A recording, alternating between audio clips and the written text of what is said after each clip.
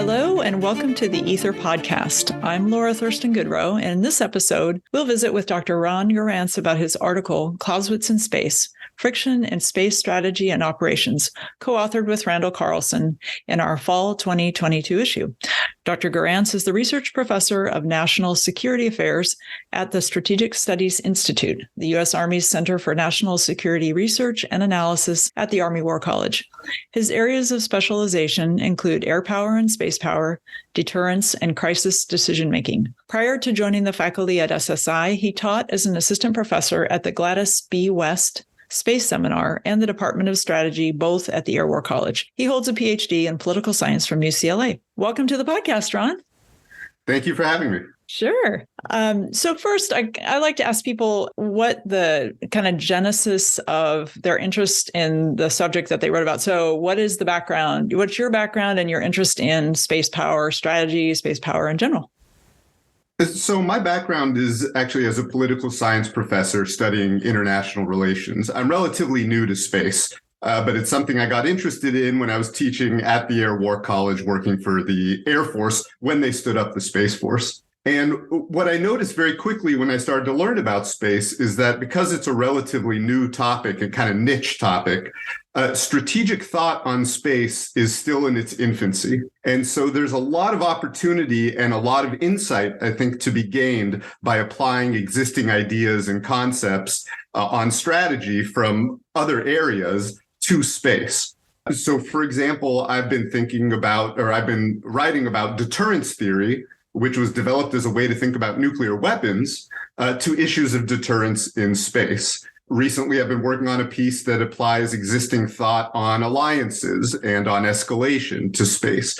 So these have to be adapted to space, but all of these concepts apply in space just as well as they apply on Earth. And that's how I got to the paper that we're talking about today. It kind of does the same thing. You know, I used to teach about Clausewitz, and this paper applies one of Clausewitz's most well-known concepts to space operations. It's something that's almost become a joke in the war colleges that, Clausewitz can be applied to anything. And yeah. I think, people might think, it doesn't, this author from the 1800s might not apply in space. But his ideas do matter, or they can tell us something about space operations too. Yeah, that's true. Widely applicable, seems to be continually. Yeah. So your article, as you said, engages Clausewitz's notion of friction in specific and applies it to conflict in space. So first, give us a sort of primer on the Clausewitzian notion of friction thought in general, and then go into how it applies to space strategy and operations, specifically the four potential sources of space friction you talk about in your article: space environment, maneuvering limitations, intelligence, and reliance on tech. Yeah, sure. So as I mentioned, Clausewitz, he's this military theorist from the 1800s, and his book on war is still considered maybe the most important book ever written about war, and we still teach it and draw lessons from it. So friction is one of his key ideas. He defined friction as anything other than enemy action that causes unexpected difficulties in wartime. So this could be anything from breakdowns of equipment to miscommunication, to accidents, to bad weather, just anything unexpected that interferes with the smooth execution of a plan or a military operation, other than the enemy's action itself. So this can even be mental obstacles like exhaustion or stress that leads to bad judgment. So for Clausewitz, this was a very important idea. He went as far as to say that friction is the only thing that separates real war from war on paper. Friction is what makes the difference between plans and between reality, what it's really like to fight a war. He also warned that the reason it matters is that friction can accumulate to the point where entire operations or an entire war plan is basically ruined. All these little things can add up, all these little breakdowns, all this accumulation of fatigue and stress, all these accidents, bad weather can eventually really slow down or cripple a military operation. So you have to minimize it. Make decisions that minimize friction. But more importantly, it's always going to be there. So you have to be prepared for it when it inevitably happens. So our article is about friction in space operations. And I have to give credit to my co-author, Colonel Randy Carlson. He was the one who had the light bulb go off and realized that, oh, there's friction in space too. Things break down in space. There are accidents in space or in space operations. Even outside military operations, we're all aware of events like the space shuttle disasters. But beyond that, you have many accidents, failures to launch, satellites that didn't work. Recently, SpaceX had satellites get caught in a geomagnetic storm and they didn't operate. So in military operations, if you're thinking about military operations in space, friction could impact operations in space, but also operations on Earth and have a broader impact on war plans. So in our paper, we identify these 4 sources of friction in space to prepare the reader to understand what could interfere with these plans. So the first is space weather. So there's weather in space. Weather is an important source of friction on Earth as an unexpected obstacle to successful operations. But there's also weather in space. So that could include solar wind, which are electrically charged particles ejected from the sun. These can degrade satellite components. You have eruptions of radiation from the sun called solar flares. They can interfere with communication signals. They can also even make the atmosphere expand and contract. That affects satellite orbits. You even have these large eruptions of matter called coronal mass ejections that can impact the Earth's magnetic field, it can knock out electronics and so forth. So we have to be aware of space weather, and it may be in the future that military space operations will have to be timed around space weather in the same way that military operations on Earth are timed around terrestrial weather or even changes in the seasons. So that's the first source of friction. The second source are maneuvering limitations. So physical exhaustion is an important source of friction for soldiers on Earth. With satellite operations, you don't have human exhaustion, even though you could from the operators on the ground. But what you also have are satellites themselves can run out of fuel, at which point they're basically dead because there's no refueling options currently for satellites. So fuel limitations are not necessarily unexpected, but satellites may have to make unexpected maneuvers to avoid collisions. And this will probably increase as space becomes more crowded. And that can exhaust their fuel supplies. So they may not have the fuel that you expected or that's necessary to make maneuvers during operations when called upon. This problem can also introduce a sort of mental paralysis or a very difficult judgment for commanders. They may be unwilling to take the risk of maneuvering a satellite because it might affect the satellite's long-term viability, or at least they have to make that calculation in the moment, and it can be a very difficult one. So the third source that we talk about is intelligence. So Clausewitz saw bad intelligence as a source of friction, a source of unexpected difficulty that's not necessarily created by the enemy, even though it can be. Of course, the enemy wants to keep secrets, but can also be caused by one's own failures and kind of lack of ability to gather intelligence or to interpret intelligence properly. So this definitely applies in space. Locating and tracking satellites can be very difficult.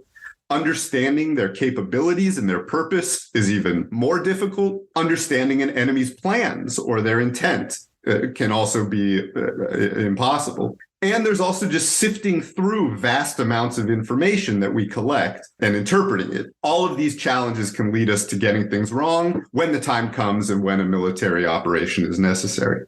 So the final source we talk about is actually technical complexity and an over-reliance on technical solutions. This is not one that Clausewitz mentioned specifically, but it is a danger in a highly technological force like the Space Force or military space operations. And it can contribute to many sources of friction that he did identify.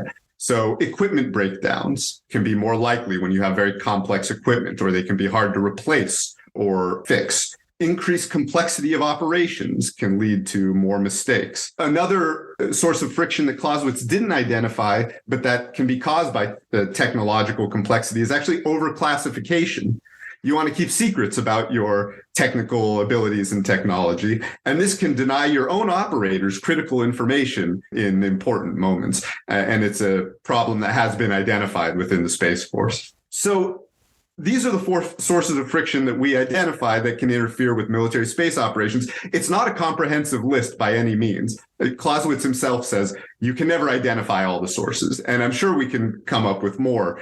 For example, the accidental interference with your own signals. People accidentally jam each other all the time. So there's many more, but we identified these four as particularly important ones. Yeah. As you said, lots of sources of friction in space. And I'm glad you brought up the overclassification issue and how it impacts our allies and partners working with us and all that too, not just our own operators. But that's been a topic of interest in submissions that we've seen here recently. So now you have all this friction and you have to alleviate the friction. But in the course of mitigating friction, you end up with what you call frictional tradeoffs, which you identify as you kind of bucket them in technology, operations, and culture. So now, can you talk about these frictional tradeoffs and then address the recommendations you have to mitigate the tradeoffs themselves? Yeah, sure.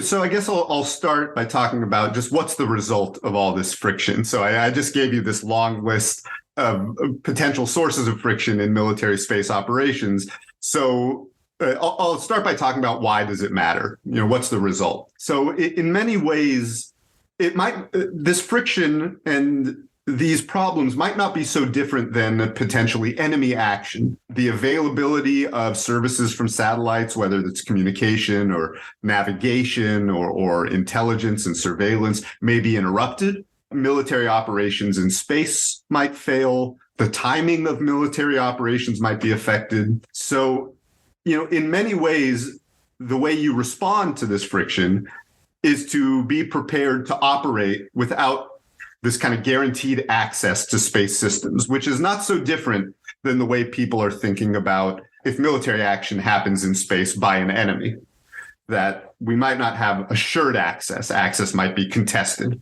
So there's many people who are already trying to convince the broader military that the future will involve this contested space environment due to enemy action. But this friction is another reason why SAFE is not and has never been totally safe. And, the writing about friction, it's also about helping the military understand that not only must space be incorporated into military planning, but that things in space will not always go according to plan. Just the same as, in any other part of a war or a military operation. Things don't always go according to plan. As you ask, so what do you do about it? Well, there's many solutions to frictional problems. We don't get into necessarily so many detailed solutions about what to do about it. I think our main purpose was just to, help people recognize that these are issues. The argument we make is about these frictional trade-offs that you mentioned. So there's many solutions to friction, but we also make the argument that those solutions can introduce friction of their own. It's impossible to entirely eliminate it. This is something that has been written about and debated by military theorists, whether friction can ever be really reduced, whether we experience less friction today than we did in the past, or whether it's just the same amount. So any decision you make to try to reduce one source of friction probably has the effect of introducing others. For example, solutions to space weather or maneuvering limitations, which I mentioned.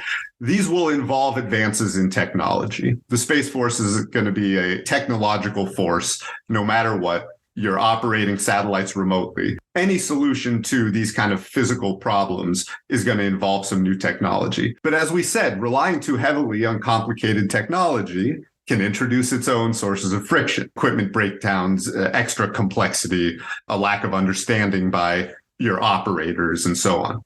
Another solution we talk about, for example, one of the solutions for the loss of communications, if you lose satellite communications, is to rely more on mission command and to train your forces to rely on mission command, where units in the field can operate without direction from above. On the other hand, mission command introduces a whole lot of friction because units have a they're less able to coordinate their actions with each other. They're less able to communicate with each other. So the result on the ground is you can have all sorts of mistakes and all sorts of a lack of coordination between units in a military operation. Finally, some have advocated for the Space Force to have more of a culture of adaptation and a culture of risk-taking than it currently does, so that it's ready for when things go wrong. But of course, more risk-taking can also introduce friction. So in all these ways, you have these frictional trade-offs. And we just want people to be aware that when you're making a decision to reduce friction from one source, from technology or from weather or bad intelligence or something like that, you may be introducing friction from another source. And you should never expect that you can eliminate it entirely. Yeah, I think that's the complexity of warfare in any domain. But, space domain has its own specific challenges, as you note. So the article was published, a year ago. And in the last year, Space Force has changed leadership. And I'm wondering if, looking back a year on your article, have you seen the Space Force work to address some of these things, some of the changes in, the publication of new doctrine, change in mission statements, anything like that? I note that Space Force leaders really seem to be emphasizing the posture of Guardians being war fighters. So I don't know if that might address some of the culture things that you're talking about, or just in general, if you have any thoughts on that. Yeah, so I'm not sure if I've seen kind of any particular item from the Space Force that suggests that they're thinking more or less about friction and about these problems. I think a lot of people within the Space Force, they are aware of things like space weather and maneuvering limitations. They're constantly working to solve them. General Shah recently came out and said, hey, these maneuvering limitations are a huge issue in military space operations, and they are something that we should really get working on trying to solve, that can be a big project for the future. So there is definitely attention to these issues. But I'm glad that you mentioned the culture and the warfighting culture, because you're right that many in the Space Force have been advocating for a warfighting culture or a transformation to a warfighting mindset. But I'm not sure we fully explored what that means. And I think this is a piece of it. It's not just being prepared for enemy action or being prepared to interpret problems on orbit as a possible result of enemy action, but it's also being prepared for things to go wrong in operations. And this is not just a Space Force thing, and this is something that the entire force needs to recognize. So, and I would say for me and my co-author, that was part of the point of this paper, is not just to talk to space operators or the Space Force, but to talk to the force more broadly, so that people in the broader military who might not be too familiar with space operations have that understanding that space operations are like military operations. Things go wrong. Operations do not always go smoothly, and you can't expect them to go smoothly. Going back to the culture point, it does introduce a bit of a dilemma. For example, this notion of the Space Force having a warfighting culture, part of it, as I mentioned, is the notion that space operators are not just service providers. They're not just there to keep the lights on and keep satellites flying and working. They are also military operators who have to, or they have to be open to interpreting problems as not just breakdowns, but as the result of enemy operations. If something's not working, you have to think, is this the beginning of a military operation? Do I need to be prepared to do things like maneuver a satellite or ensure that a backup system is providing services to forces on the ground? However, that doesn't mean that you can ignore the problem that stuff does break down on its own, that there are accidents on their own, that there are miscommunications, and that these things could be even more severe when a military operation is going on and when things are chaotic. So, deciding what it means to have a warfighting mindset, I think needs to incorporate this awareness of friction in space operations. So, to close out here, do you have any final thoughts or, insights that you'd like to finish us out with here? So I would just say, as I said at the beginning, I think that bringing these classic kind of strategic ideas to bear on space is important. I've heard people try to make the argument that space isn't different. I don't totally agree with that, but it's not so different that these kind of fundamental wartime concepts don't apply. And I think you can learn a lot by bringing in people from the outside, people from the Army, people from the Navy, people who have experience in other domains or in other operations, to apply some of their warfighting knowledge or their warfighting kind of wisdom and experience to space. And I think the same thing applies, on the academic side, bringing in some of these concepts from military strategy, political science, some of these classic writers who have been thinking about warfare and have been thinking about international relations and, applying those ideas to space. I think you can really, again, as long as they're adapted with some, good knowledge of space, because it is unique in some ways, but I think you can really generate some important insight. And so I think that's an importance of what you guys do. And it's an importance of not spreading the space gospel, but trying to educate others about space, because that doesn't just inform them of what's going on in space, but it allows their insights to be used by the Space Force and other space operators. We're looking forward to the special issue that you've contributed to. Our Aether's doing an out-of-cycle issue on space featuring some PME work over the last year, and also featuring an article co-written by General Shaw discussing space maneuver and the importance of dynamic space operations, I think is how he phrases it. But more to follow. That one will be coming out here in a couple of weeks. So we look forward to that. And we can visit about your article in that too. Okay. But in the meantime, thank you so much for joining us on the podcast. I've really enjoyed visiting with you about this. And I commend your article to our readers. It's a good intro to kind of military theory as it applies to space. Very well. Thank you for having me.